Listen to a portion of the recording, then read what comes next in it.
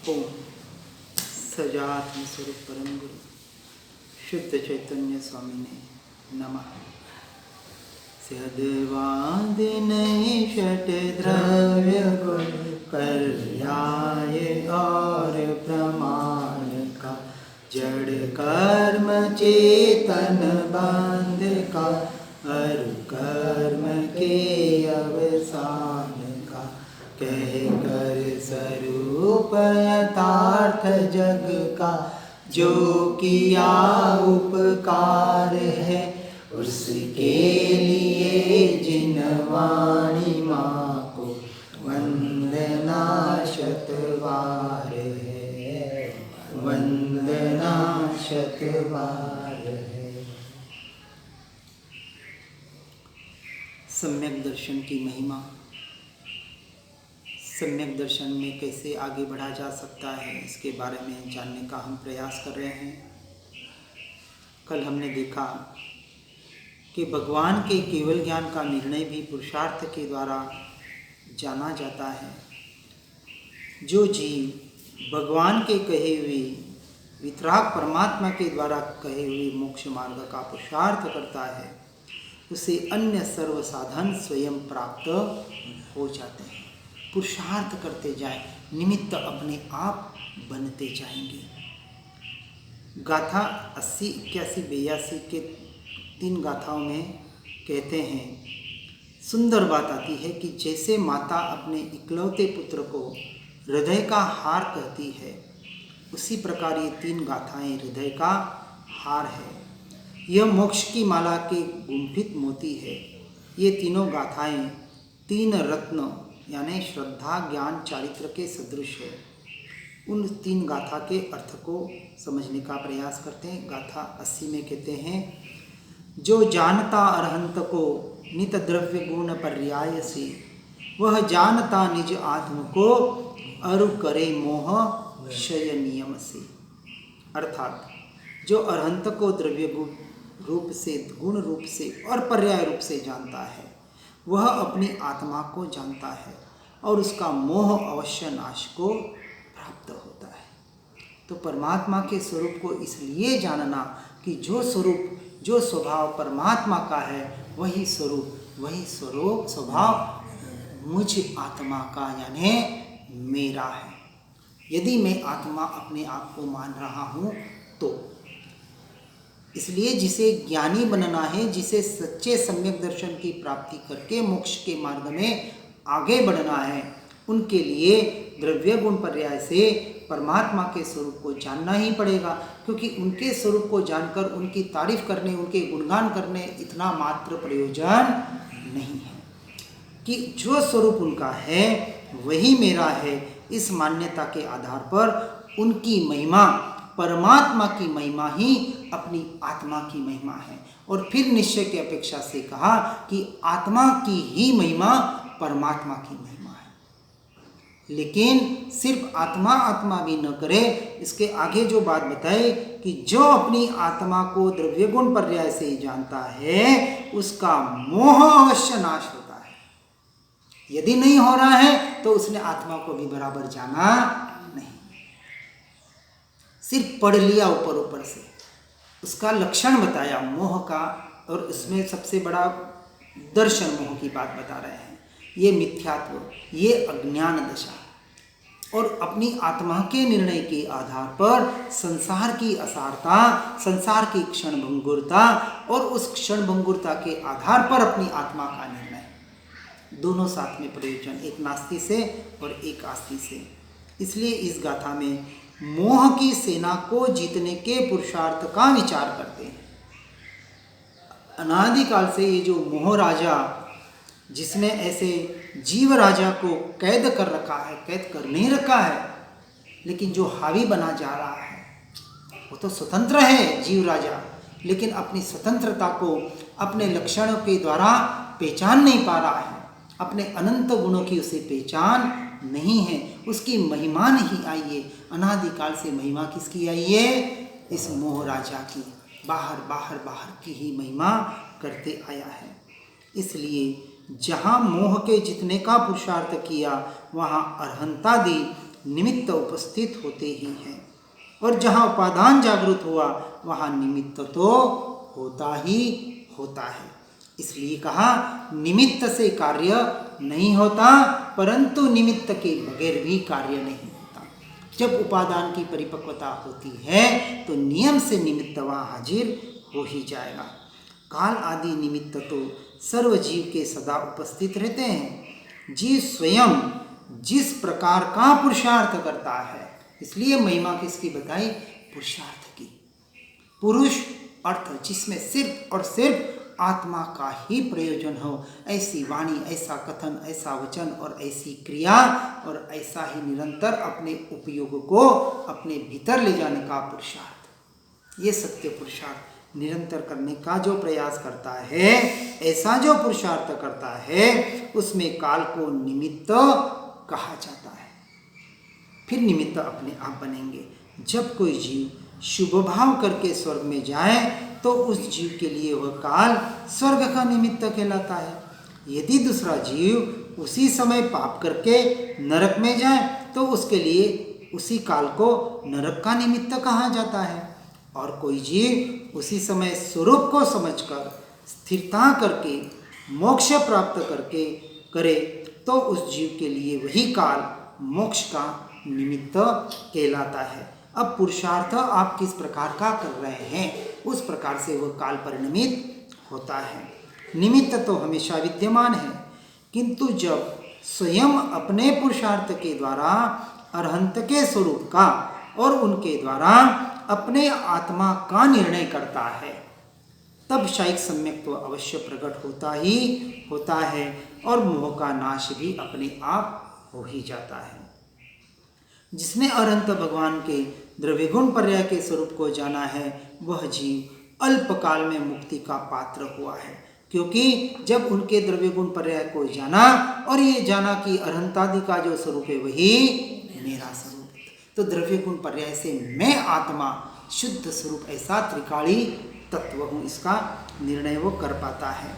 इसलिए अरहंत भगवान आत्मा है, उनमें अनंत गुण है, उनकी केवल ज्ञानादि अनंत पर्याय हैं, उनके निर्णय में आत्मा के अनंत गुण और पूर्ण पर्याय के सामर्थ्य का निर्णय आ जाता है और उस निर्णय के बल से अल्पकाल में केवल ज्ञान प्राप्त हो जाता है। कौन से निर्णय के बल से? अपने ज्ञान स्वभावी द्रव्य के निर्णय के बल से। ज्ञान स्वभाव निमित्त हो सकता है, लेकिन जब तक दृष्टि ज्ञान स्वभाव में भी एक गुण में अटकना नहीं है, वो एक माध्यम है, सर्वोत्कृष्ट माध्यम है। लेकिन ज्ञान जो अनंत गुणों के साथ है, अभेद, ऐसे असंख्य प्रगदेशी, ऐसा अखंड, ऐसा एक ध्रुव तत्व जो दृष्टि का विषय बने। दृष्टि का विषय ऐसे ध्रुव तत्व को, एक द्रव्य को बनाकर जो इसमें लीन होता है, परिपूर्णता पाकर उसमें लीन होने का जिसके सामर्थ्य का निर्णय आ जाता है, वो अपने निर्णय के बल से अल्पकाल में केवल ज्ञान को प्राप्त होता ही होता है। इसमें संदेह को कहीं स्थान नहीं है। यहाँ इस गाथा में शायिक सम्यक्त्व की ध्वनि बताई गई है। इसलिए जो अरहंत को द्रव्य रूप में, गुण रूप में और पर्याय रूप में जानता है, इस कथन में जानने वाले के ज्ञान की महत्ता समाविष्ट है। अरहंत को जानने वाले ज्ञान में मोह क्षय का उपाविष्ट समाविष्ट कर दिया।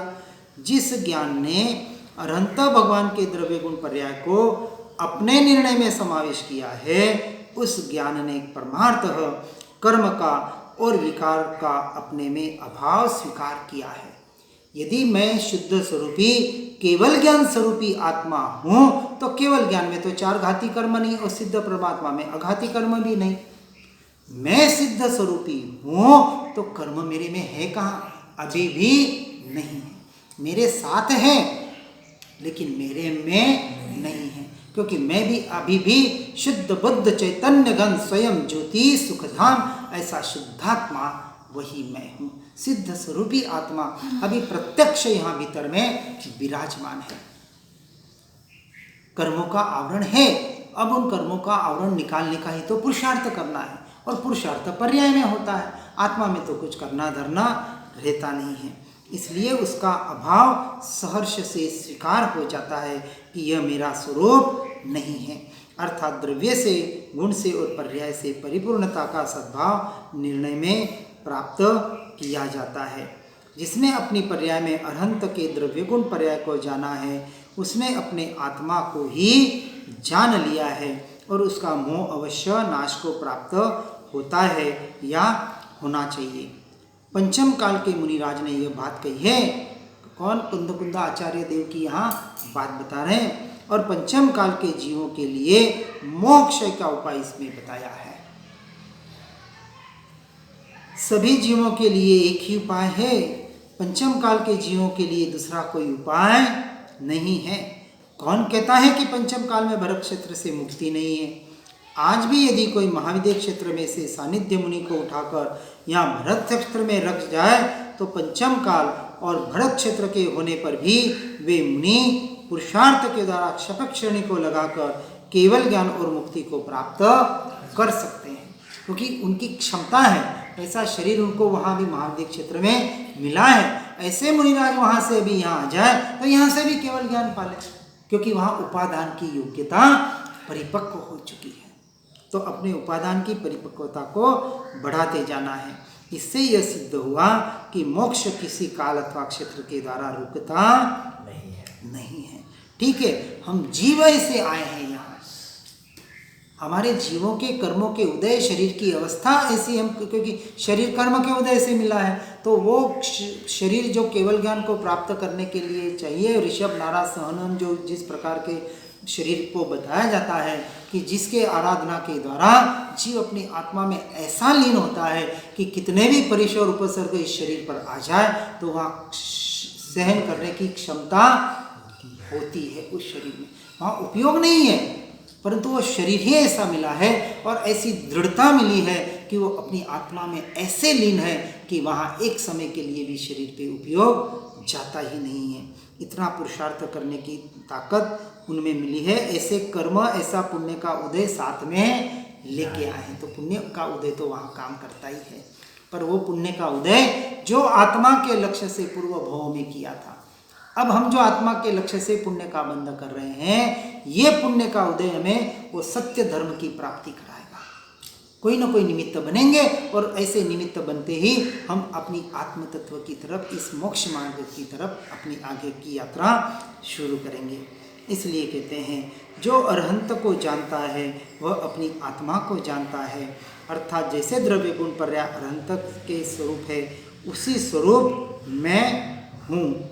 जो वास्तव में अरहंत द्रव्य रूप में, गुण रूप में और पर्याय रूप में अरहंत को, परमात्मा को जानता है, वह वास्तव में आत्मा को ही जानता है, क्योंकि निश्चय से दोनों में कुछ भी अंतर नहीं है। जो स्वरूप परमात्मा का वही स्वरूप मेरी आत्मा का। सम्यक दृष्टि जीव अपने पूर्ण स्वभाव की भावना करता हुआ अरहंत के पूर्ण स्वभाव का स्वीकार करता है कि जिस जीव को जिस द्रव्य क्षेत्र काल भाव से जैसा होना श्री अरहंत देव ने अपने ज्ञान में जाना है वैसा ही होगा, उसमें किंचित मात्र भी अंतर नहीं होगा। ऐसा निर्णय करने वाले जीव ने मात्र ज्ञान स्वभाव का निर्णय किया कि वह अभिप्राय से संपूर्ण ज्ञाता हो जाता है। उसमें केवल ज्ञान सन्मुख का अनंत पुरुषार्थ आ जाता है, क्योंकि जैसे ही वो अपने ज्ञान स्वभाव की ओर अपनी पर्याय को ढालने का पुरुषार्थ करता है कि परमात्मा ने जाना है, वैसा अब केवल ज्ञान में जल्द से जल्द पाकर ही रहूँगा। वो परमात्मा ने जाना है और क्रमबद्ध पर्याय जब होनी होगी, ऐसी मिथ्या मान्यता में उस क्रमबद्ध पर्याय के आधार पर बैठा नहीं रहता है। क्रमबद्ध पर्याय पर से हटने के लिए है, पुरुषार्थ को कमजोर करने के लिए नहीं बताई गई है। इसलिए जो जिनको विपरीत जाना होता है वो विपरीत अर्थ ले लेते हैं कि जब पुरुषार्थ होना होगा, क्रमबद्ध पर्याय में आएगी तब पुरुषार्थ हो जाएगा, बैठे रहो इंतजार करते।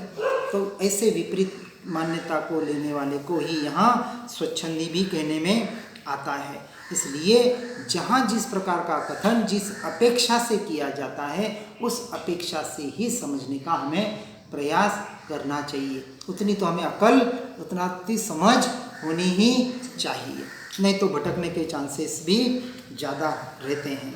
इसलिए अरहंत को स्वभाव को जानने वाला जीव अपने वैसे स्वभाव की रुचि से यह यथार्थतया निश्चय करता है कि वह स्वयं ही अरहंत के समान है। अभी भी है, पर्याय में मलिनता है, वहाँ भी उसको भी स्वीकार। ऐसा नहीं है कि मैं अरहंत स्वरूप हो गया तो अब पर्याय भी मेरी शुद्ध हो गई।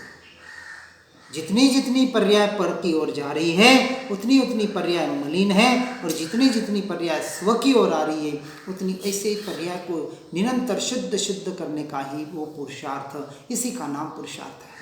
और कोई पुरुषार्थ हमें घटित नहीं करना है, उसी पर्याय को अपने भीतर अपनी आत्मा की ओर निरंतर लाने का प्रयास करना है। इसलिए कहा कि पंचम काल के मुनि ने केवल ज्ञान के भावामृत को प्रवाहित किया है, और ऐसे पंचम काल में अमृत की प्रबल धारा बहा दी है। स्वयं केवल ज्ञान प्राप्त करने की तैयारी है, इसलिए आचार्य भगवान भाव का मंथन करते हैं। इस प्रकार से इस निश्चय केवल ज्ञान का जो निश्चय करने की शक्ति विकल्प में नहीं किंतु स्वभाव की ओर जाने वाली उस पर्याय में और उस ज्ञान स्वभाव में परिपूर्ण पड़ी हुई है। इसलिए अरहंत भगवान आत्मा का ही एक स्वरूप है। अनंत भगवान के द्रव्य गुण पर्याय और इस यानी मेरे आत्मा के द्रव्य गुण पर्याय में निश्चय से कोई भी अंतर नहीं है। इस प्रकार गुरु के स्वरूप संबंध में कहते हैं कि सम्यक दर्शन ज्ञान चारित्र की एकता रूप मोक्ष मार्ग ही मुनि का यथार्थ लक्षण है। उसे जो जीव पहचान लेता है वो गुरु को भी आत्मरूप ही देखता है। यानी अरहंत का स्वरूप भी आत्मरूप है, जो चाहे सिद्ध हो चाहे अरहंत परमात्मा हो, आत्मस्वरूप है। आचार्य, उपाध्याय और साधु, ये तीन जो मुनि दशा है, साधु की जो दशा है, इनका भी स्वरूप कैसा है? आत्मस्वरूप ही है।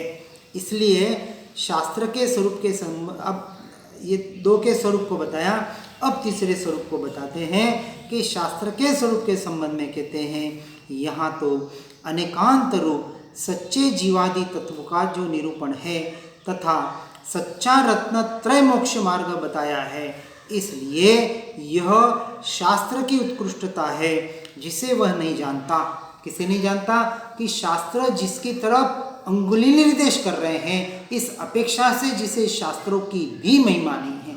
क्योंकि जिन सद्देव सद्गुरु सच शास्त्र के मार्ग से हमने उस सद्ध धर्म की पहचान की। कौन से सद्ध धर्म की? अपनी आत्मा की।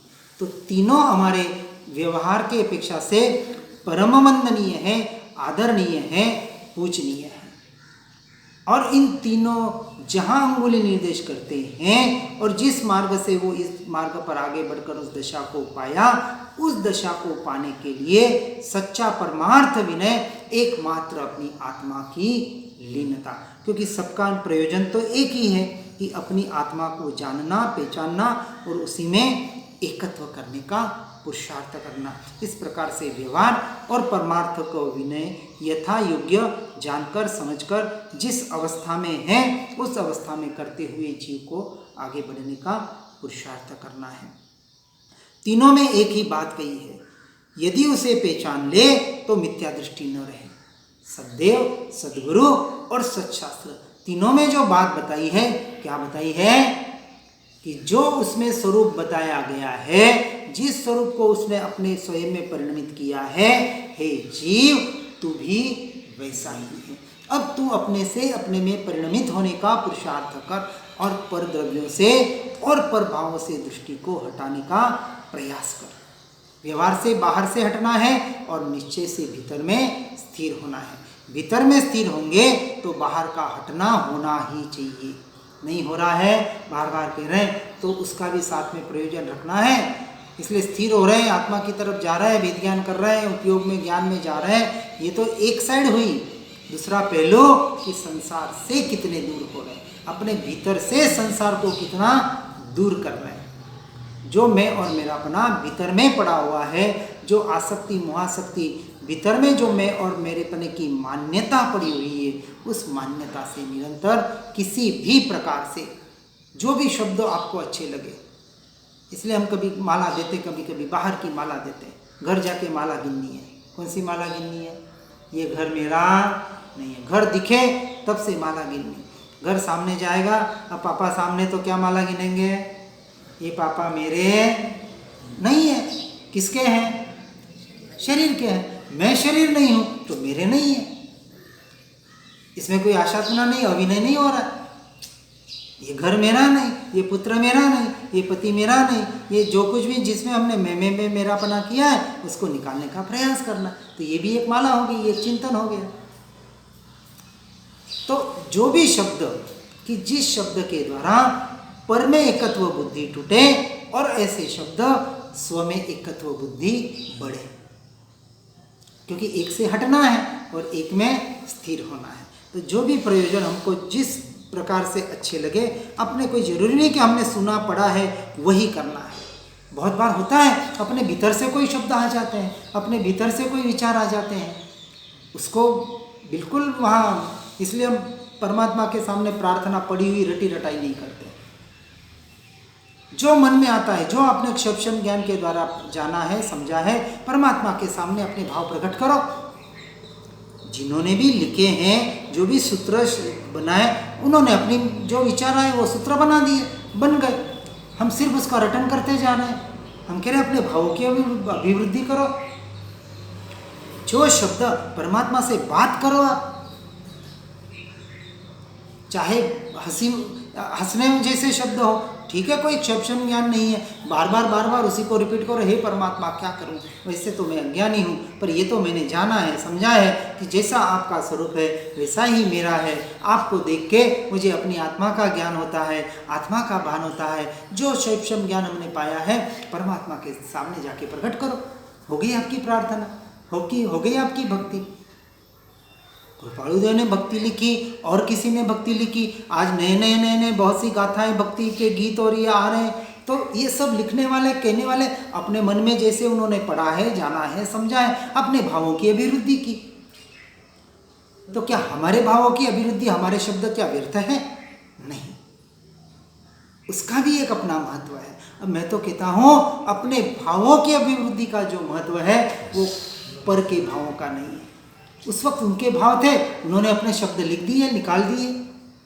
अपने शब्द निकालो, मेरे लिए मेरे शब्द शास्त्र हो गए, लेकिन यथार्थ ज्ञान के साथ। ऐसा नहीं कुछ भी बोल दे और कुछ भी शब्द, कि जो हमने यथार्थ सत्य धर्म को समझा है, जाना है, द्रव्य गुण पर्याय के आधार पर जो परमात्मा के स्वरूप को समझा है, उसको अपने पर घटित करने का पुरुषार्थ करें, प्रयास करें। वो प्रार्थना आपके भावों की, स्वयं के भावों की प्रार्थना होगी, अपने भावों की अभिवृद्धि होगी, और वो आपका स्वयं का टंकोत किरण निर्णय होगा, किसी का उद्धार नहीं होगा।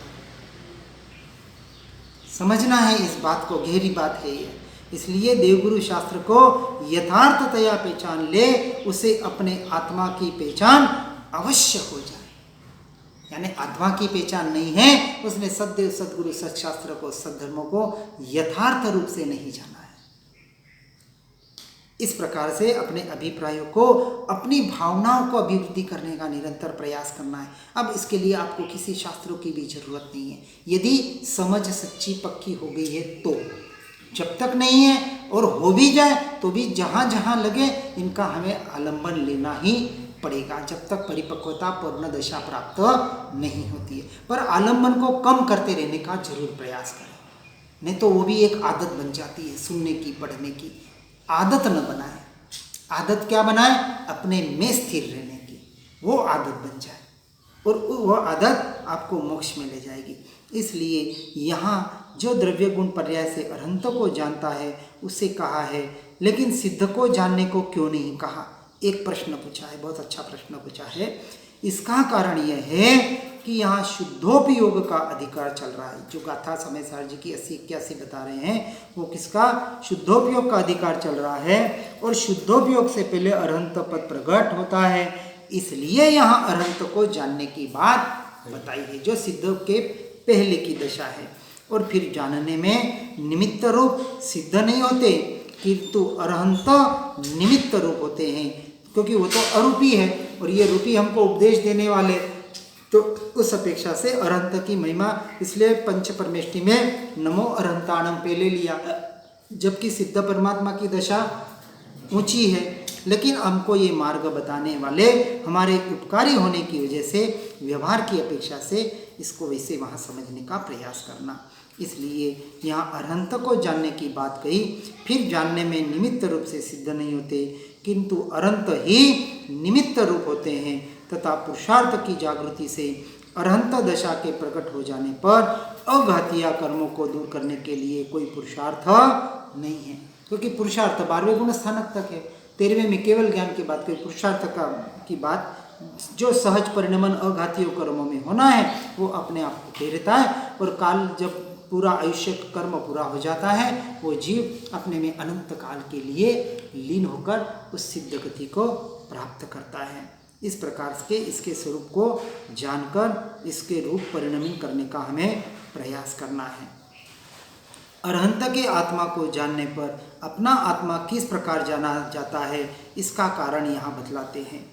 वास्तव में जो अरहंत को जानता है वह निश्चय ही अपने आत्मा को जानता है, क्योंकि दोनों में निश्चय से कोई अंतर नहीं है। और अरहंत के जैसे द्रव्य गुण पर्याय है वैसे ही इस आत्मा के द्रव्य गुण पर्याय को वहाँ वो मानता है।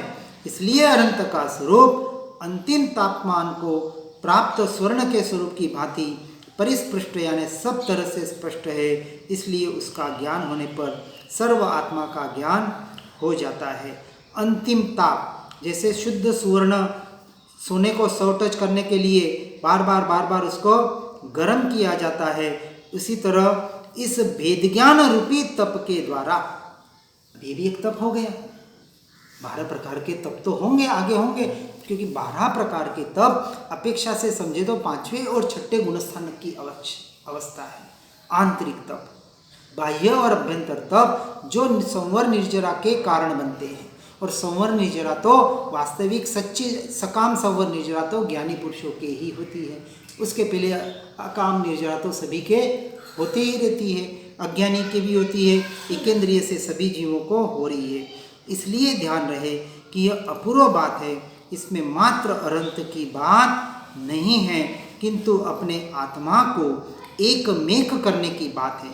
क्योंकि अरहंत को बहुत जने कहते हैं, जैसे कृपालुदेव के इसमें भी कहते हैं कि अपने कृपालुदेव की प्रतिमा को, उनकी मूर्ति को अपने हृदय में अपने गुरु को स्थापित कर लो, परमात्मा को अपने गुरु में स्थापित कर लो और उसमें एक रूप होने का पुरुषार्थ करो। एक ध्यान के प्रयोगों में ऐसे बताया जाता है। अब वहाँ कहाँ ध्यान में लीन हो रहे हैं, वहाँ प्रतिमा भी स्थापित कर लेते हैं, किसी गुरु को स्थापित कर लेते हैं, और फिर उस गुरु में या उसमें अरहंत परमात्मा में या जिसकी भी प्रतिमा को स्थापित करते हैं उसमें लीन होते हैं, और अपने आप को कहते हैं हम आत्मा में लीन हो गए। ये एक बहुत बड़ी भ्रांति वहाँ रह जाती है, क्योंकि वहाँ उपयोग कहाँ था, उस परमात्मा में था, उन गुरु के मूर्ति में, उनकी दशा में था, अपनी आत्मा में नहीं था। उनको अपने हृदय में स्थापित करने का मतलब जो स्वरूप उनका है वही स्वरूप मेरा है। ये मेरा जब कहा तो कहा उसको हृदय में स्थापित किया। ये बहुत बड़ी ध्यान में एक भ्रांति होती है। हमारे हम्पी के लोग इसी में अटके हुए हैं, क्योंकि 6 साल में वहाँ रहा हूँ, जो देख रहा हूँ वहाँ, मतलब क्योंकि जो कुछ बताया जाता है उनको अर्थ को विपरीत या कहीं कहीं भ्रांति में अटकने बहुत हो जाते हैं सत्य मार्ग मिलने के बाद भी।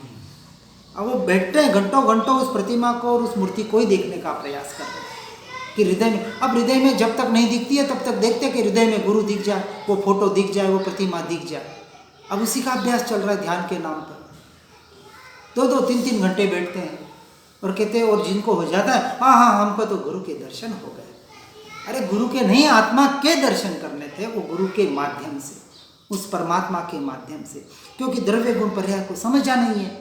और गुरु का कहीं पढ़ लिया कि गुरु ने बताया कि अपने हृदय में स्थापित करके उनको देखो, ज्ञानी की शरण ले लो, तो शरण में बैठे हैं। अरे पुरुषार्थ करना है। चरण की शरण का मतलब क्या, उनकी आज्ञा का जैसा का तैसा पालन, और आज्ञा उनकी एक ही है कि जैसा मैं अपने में लीन हूँ वैसा तू अपने में लीन हो जा। इसके अलावा सद्गुरु आज्ञा कोई कर ही नहीं सकते, क्योंकि जो अपने आप को द्रव्य गुण पर्याय से जानता है वो सभी को द्रव्य गुण पर्याय रूप देखता है, और वो कहता है जैसा मैंने देखा है, जाना है, अनुभव किया है वैसा तू है। अब तू तुझ में देखेगा तो तू तेरा अनुभव करेगा, मुझ में देखेगा तो तू तेरा अनुभव कैसे करेगा, हो ही नहीं सकता। इस बात को थोड़ा गहराई से समझकर इस अनुसार अपने जीवन को आगे बढ़ाने का पुरुषार्थ करना है। इसलिए स्वभाव को प्रतीति में लेने पर स्वभाव की और पर्याय की एकाग्रता हो जाती है। अब यहाँ निरंतर उपयोग कहाँ करना है? अपने स्वभाव की। और जब स्वभाव की ओर, अब निमित्त कौन बने? सद्देव, सद्गुरु, सच्चास्त्र। उनके निमित्त से उनकी आज्ञा का पालन किया कि अपने स्वभाव का आलम्बन लिया और स्वभाव के आलम्बन से उस स्वभाव की प्रतीति को लेने पर जो पर्याय स्वभाव की ओर गई वो पर्याय शुद्ध हो गई। यही मैं कहते अब मलिन रही कैसे पर्याय हो। इसलिए इस पर्याय के द्वारा हमें निरंतर यह पुरुषार्थ अपने स्वरूप की ओर जाने का करना है। और जैसे ही पर्याय भीतर गई, अर्थात मोह को पर्याय का आधार न रहा। अब जो पर्याय पर की ओर ढल रही थी, ऐसी जो भ्रांति थी जिससे मोह राग द्वेष उत्पन्न हो रहे थे, अब ये पर्याय पर की ओर जा नहीं रही। पर की ओर जा नहीं रही तो मोह और राग द्वेष उत्पन्न होंगे ही नहीं। सीधी सी बात है। तो पुरुषार्थ क्या रहा? ये पर से अपने स्व में आने का पुरुषार्थ रहा, निरंतर स्व में स्थिरता का पुरुषार्थ रहा। इस प्रकार यह मोह निराधर हो जाता है और अवश्य क्षय को प्राप्त होता है। उत्कृष्ट सर्वोत्कृष्ट मार्ग तो यही है, मोह को, अनंत कर्मों को क्षय करने का, 8 कर्मों को क्षय करने का एकमात्र मोक्ष का एकमात्र मार्ग है। अपनी बाहर जाती हुई पर्याय को निरंतर अपने ज्ञान स्वभाव के द्वारा उस ज्ञायक में, उस द्रव्य में स्थिर करने का पुरुषार्थ करना। ज्ञान को ज्ञान में, उपयोग को उपयोग में लाने का प्रयास पुरुषार्थ। और यही पुरुषार्थ आज नहीं तो कल अवश्य वो भीतर से स्वयं को फिर दृढ़ता आती है कि अब तो हमें केवल ज्ञान होना ही होना है। पामश्यू रे, केवल ज्ञान हवे पामश्यू रे। हर जीव इस मोक्ष मार्ग की ओर निरंतर आगे बढ़ के निरंतर अपनी आत्मरमणता का पुरुषार्थ करे। इसी भावना के साथ जिनाज्ञा विरुद्ध कुछ भी कहा हो तो मिच्छामि दुक्कडम्। जिन वाणी के ज्ञान से हो सम्यक श्रद्धा, वो चारित्र महान उर पाऊं पद निर्वाण। निज निधि निज में बताई, यह अनंत उपकार है। इसके लिए जिन वाणी माँ को वंदना शतबार है, वंदना शतबार।